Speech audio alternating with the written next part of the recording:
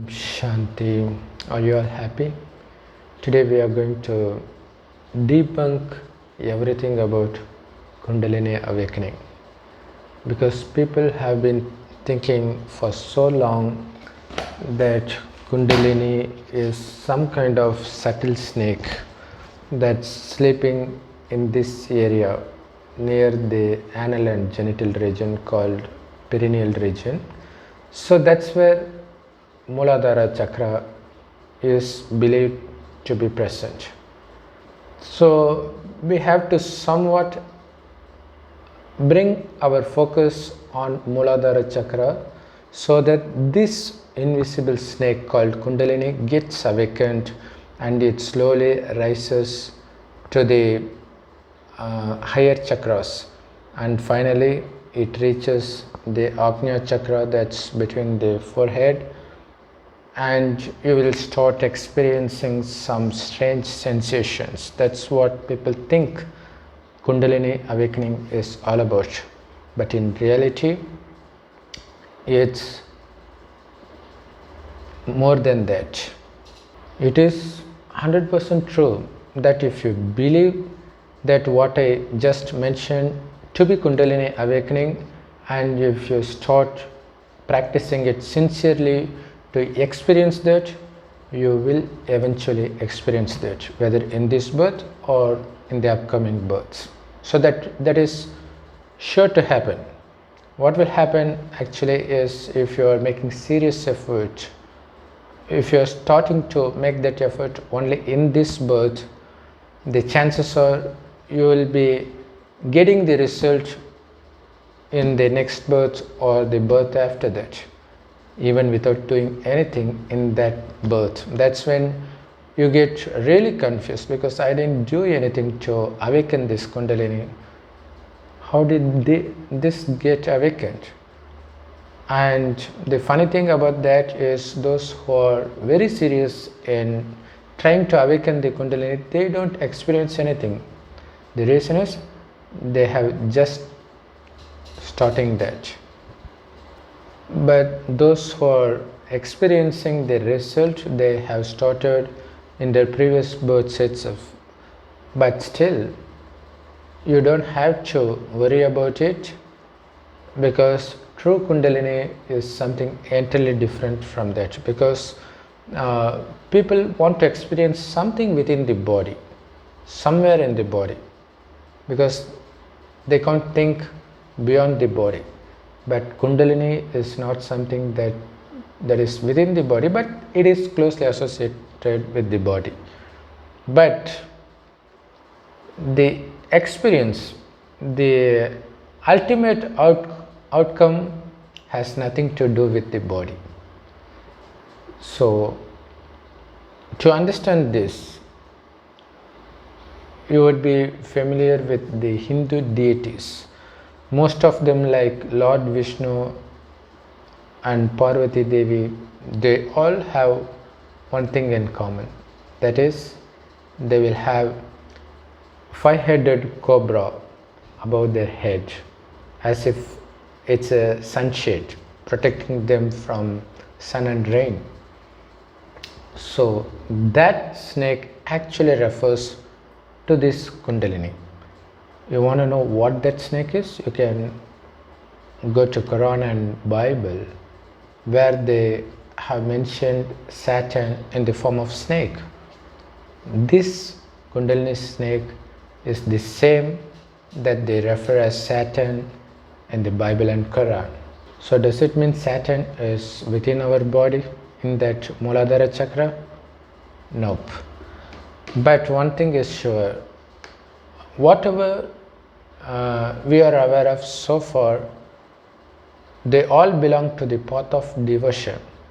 There will be very little amount of truth attached to them. So likewise, in this explanation about Kundalini awakening, very little truth is attached to it. Actually, truth is put in reverse. So do we have to focus our attention on muladhara chakra that's located here? Half of that is right. Because yes, it is true that we need to focus our attention on muladhara chakra, but muladhara chakra is not here, because muladhara means the source of life. So is there anything here that we can call as the source of life? Nope. Because the source of life is the soul that is present in between the eyebrows. In between the eyebrows is the soul that shines like a very tiny, subtle star. So that is the tiniest thing in the world. So tiny that it cannot be seen either through the naked eye or through any scientific instruments. So this is actually the muladhara chakra. Yes, we should bring attention to this place because that's where we are. Yes, we are souls, not this perishable body. That's how we were originally created by God 5,000 years back. So this is the 5,000 year time cycle called Kalpa. God created this world as heaven, and God created humans as deities in the beginning. So He created us very perfectly with external beauty and internal beauty. We'll be filled with divine virtues in the beginning. That's why those deities are being worshipped by Hindus till date. So while we were deities, our consciousness was here. We can call it soul consciousness, because it's you can compare that to a driver of a car. While he is within a car driving it, all along he is totally aware that he is not the car, he is not a part of the car, but still he is the one who controls the car. Likewise, while we were deities, we know we are not this body, but we are the ones who control this body. That is the soul. The soul sees through the eyes, speaks through the mouth, listens through the ear.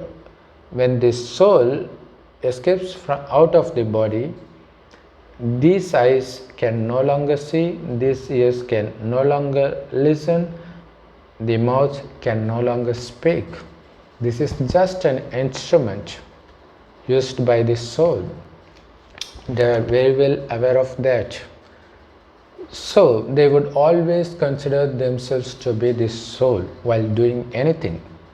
While watching others, they know that it is the soul of them that operates their bodies, so their focus will be on the forehead where the soul is present. So obviously they wouldn't fall for lust because they were not attracted to the body, because they know what they see is just an instrument or toy which is operated by the soul. It's more like a robo, but we can call it the natural robo, but that's operated by the soul, the CPU. So this is the source of all the actions of this body. So you can see which is correctly called as the muladhara chakra. This should be the muladhara chakra, right? But we wrongly have considered this to be the muladhara chakra. But is there these 5 chakras within anybody's body? The answer is no. This is just a symbolic representation of what goes on in your mind, not on the body. So while our attention was in between the eyebrows, we were not distracted by the external things, no matter how beautiful that is, because it was beautiful, because it was heaven. There would be golden palaces, the animals would be very beautiful, the birds would be very beautiful, even the fruits and everything would be very delicious, because the very name is heaven. And nobody causes any harm or sorrow to anybody, not only humans, even animals, they don't harm the other animal. For example, lions and tigers, they don't feed on other animals, they do feed on plants. So that's heaven, even that's mentioned in Bible. All because of the fact humans were soul conscious. Since they were soul conscious, we would be having the attitude of divine characters like purity, love, peacefulness, blissfulness, because that's the true characteristics of a soul. As long as we are soul conscious, we would be revealing only divine characteristics. But what happens after the completion of first 2500 years, that is the half kalpa, because this 5000 years is called a kalpa. So for the first half kalpa, it would remain as heaven, followed by the next half as hell. The reason for that is, while we were in heaven, we would be soul conscious, and after the completion of first 2500 years, we would forget the fact that we are in fact souls. Instead, we would consider ourselves to be this perishable body, because of which we get addicted to sensual pleasures, and thereby we become slaves for the five vices: lust, anger, greed, attachment, and ego. These five vices are present both in men and women in hell. They are combinedly called 10-headed Ravan. That Ravan is also called as Satan or Maya or Kundalini snake. So does it sleep in this area, in this perineal area? No. It's just a symbolification of what? Of where our focus is in Kali Yuga. Because our focus is in between the eyebrows while we were in Satyug and Dwapar Yuga. But when we enter the this is Satyug, second is Treta Yuga. When we enter Dwapar Yuga, we forget the fact that we are souls, right? So we become body conscious. So our focus slowly lowers down to the reproductive organs, because in Kali Yuga everybody is filled with lustful thoughts, right? So our focus is there. So that's why they show the Kundalini snake there. Nothing is within the body, everything is in the brain. Our focus is there. So what happens is we become slaves to the lust, because of which our mind can no longer possess the capacity to discriminate or determine.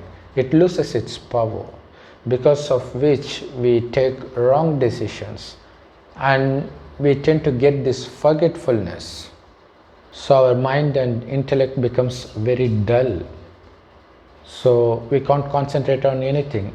Our mind gets scattered very easily. We get distracted very easily. All because of the fact that our focus is here, right here. So, in contrast to how the Hatha Yoga teachers say, you need not bring focus here because it's already there.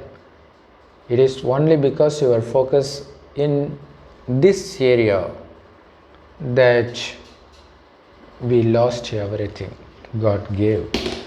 So God gave us heaven filled with wealth, health, everything. We lost everything because we lose soul consciousness, because our focus is shifted from the real muladhara to the fake muladhara. This is not even muladhara, but people say it. So we have to focus here. So does the Kundalini gets awakened if you focus there? Come on, it's already awakened, because Kundalini means the Saturn, these 5 vices. It's in full form here.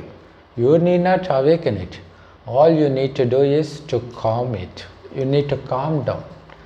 So it refers to the 5 vices or the negative emotions like lust, anger, greed, attachment and ego. So what we see basically on the heads of Hindu deities is the snake, that is the 5 vices. Instead of attacking, it has become slaves for them, because of which it looks like it protects them from the external sun or rain. So it has become slaves. That's why it's mentioned in Mahabharata that Sri Krishna danced on the snake and make it as his slave.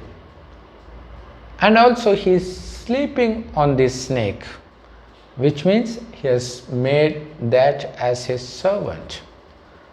So he makes this serpent as his servant. So that's the actual thing. We are not awakening Kundalini, instead we are calming Kundalini, or we are enslaving Kundalini. So the actual word should be not Kundalini awakening, instead it should be the opening of the third eye, because we bring our attention in between the eyebrows. What is there? Soul is there. So becoming soul conscious is actually the opening of the third eye. So it is closed for everybody in Kali Yuga, but in Satyuga it is open for everybody naturally. You need not make any effort there. But now we need to make effort. Only then we can enter Satyuga, that is, we can enter heaven, because now it's Kali Yuga, after that it's going to be Satyuga. There will be the world destruction in between. Before that we need to make effort as much as possible to keep our third eye wide open permanently. Which means that's the eye of knowledge, that we are souls, that everybody is a soul. And we need to be soul conscious all the time, so that we no longer become slaves of those 5 vices. So how do we do that? Because souls as such has lost all its power. So it cannot stay pure, it cannot stay peaceful, it cannot stay blissful. In order to be peaceful, blissful, what we need to do is to connect our mind or remember God Shiva, who is also a soul. He is also a point of light, who resides in this golden red colored light world called Parandam or Parlok. So he is also a soul just like us. The difference between we souls and God Shiva, we can call him as Supreme Soul or Paramatma. So the difference between souls and the Supreme Soul God is, we take birth and rebirth. So we enter this birth and death cycle. God doesn't. He stays away from that. But still he comes in the end, he enters an old man's body. He doesn't take birth like us. He enters an old man's body and start giving this teaching about our past, present and future. That's the knowledge of this chakra. So this is the true chakra. Only by knowing this chakra is called the Swadharshana chakra that we see in the hands of Mahavishnu.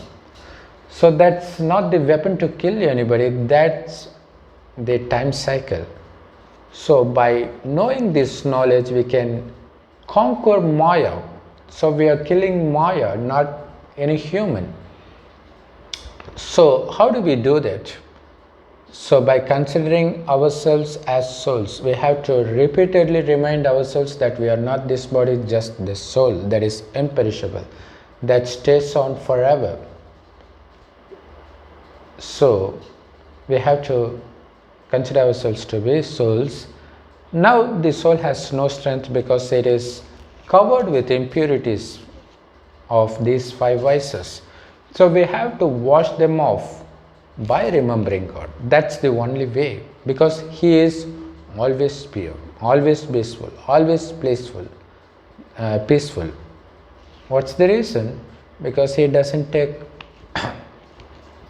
the body like us. Only if He takes body, then He can become body conscious like us. So He always stays soul conscious, which is why God Shiva is worshipped as Lingam, Shivling, which means the form of light, because He is always as a point of light. Though He enters an old man's body, that body doesn't belong to God, so He never becomes body conscious. So by revealing this secret, He makes us similar to Himself. That is, He is making us soul conscious just like Him. So in the process of becoming soul conscious, there will be a subtle fight within our mind between Maya and soul conscious. So whenever we want to consider ourselves as soul, the past thoughts, they come into our mind and fight with us. They don't let us connect to God continuously. So that fight is being celebrated as many Hindu festivals, including Navaratri. So Navaratri, it actually represents the fight within the mind to drive out these 5 vices, because these 5 vices are called asurs in that is demon in Hindu mythology. So the fight happens in between us, within us, thereby we conquer those vices.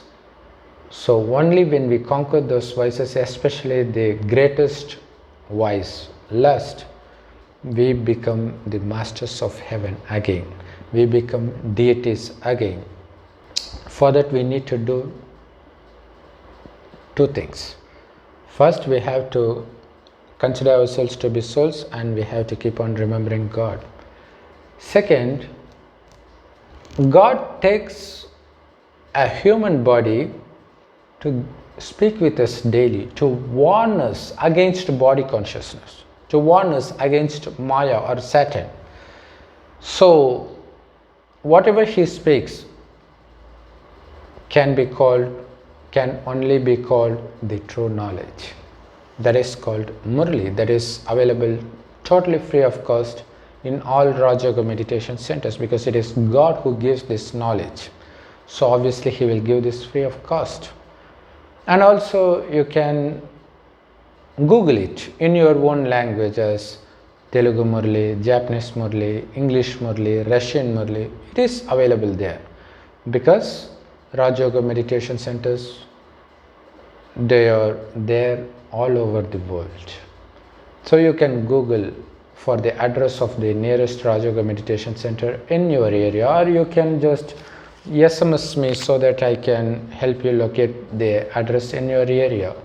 SMS me at +91 98 946 71743. So when we practice this, our third eye slowly opens and again it closes, which means we become soul conscious. Again immediately we become body conscious, because everything we see in Kali Yuga will make us become body conscious. That's why we should have this determination of not seeing what we see, not listening what we hear. So that comes by practice. That's why in Hinduism there's an habit of blindfolding the Parvati's eye in certain functions, because we are Parvatis, just like newly married women who constantly remembers her husband.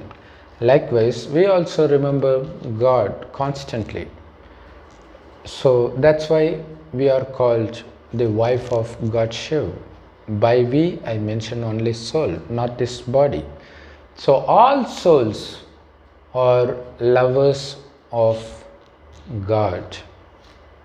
So we have to calm down Kundalini and we have to make it as our servant by focusing on the true muladhara that is between our eyes, but that is called Ajna.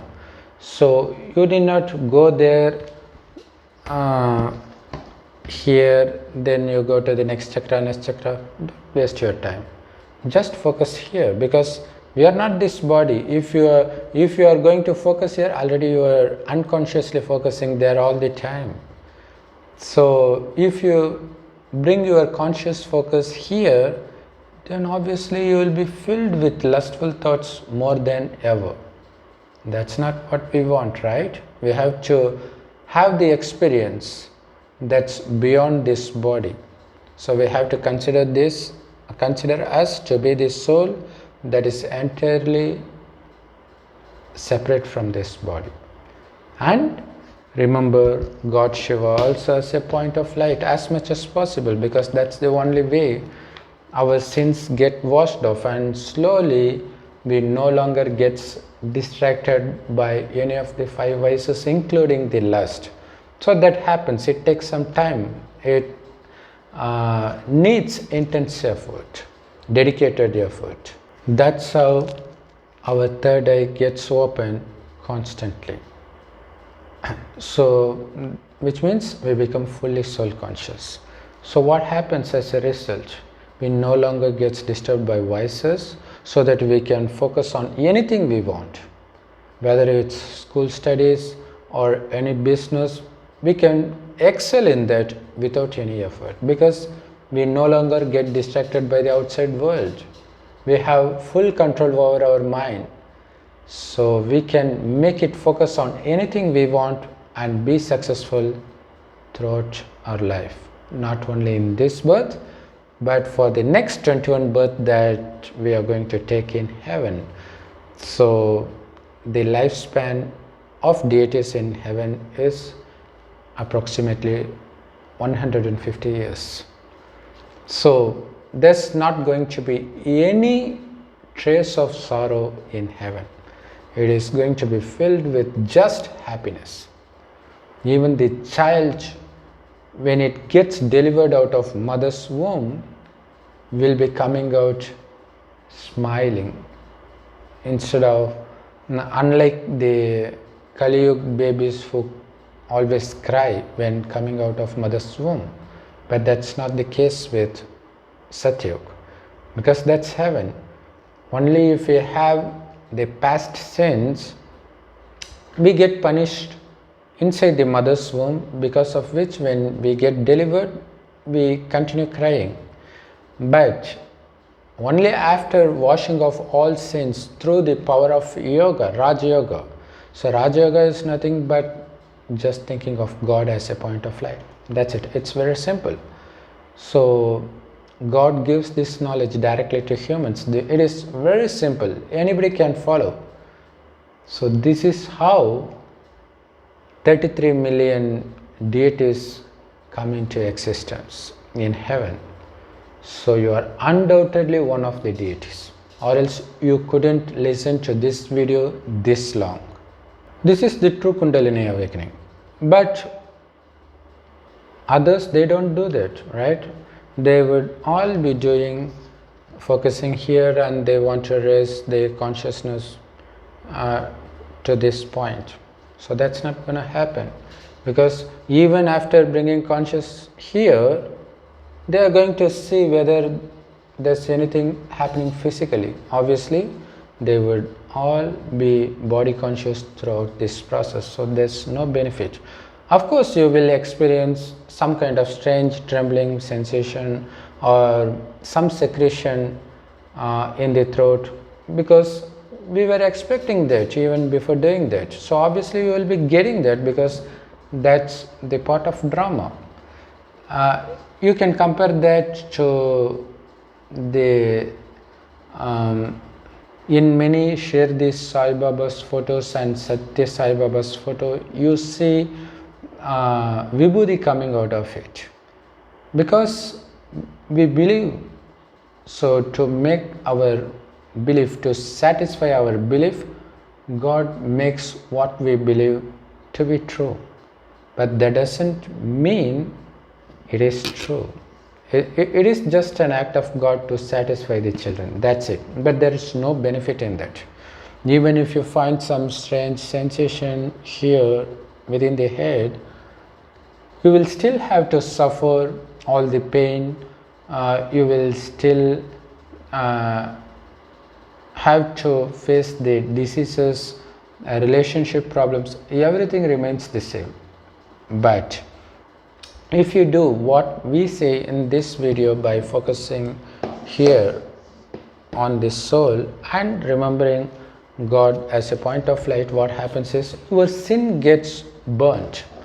As a result, you will eventually be totally free of all sorts of sorrow, including disease, relationship problems, financial problems, and so on. Not only for this life, for the next 21 births. So this determines your fate. And to teach this very simplified, easy Raja Yoga, God Himself comes. And you are very lucky to get the God's direct knowledge. So congratulations for that, and stay tuned in this channel so that you will get more and more interesting videos of this sort in the future. Om Shanti. Thanks for watching.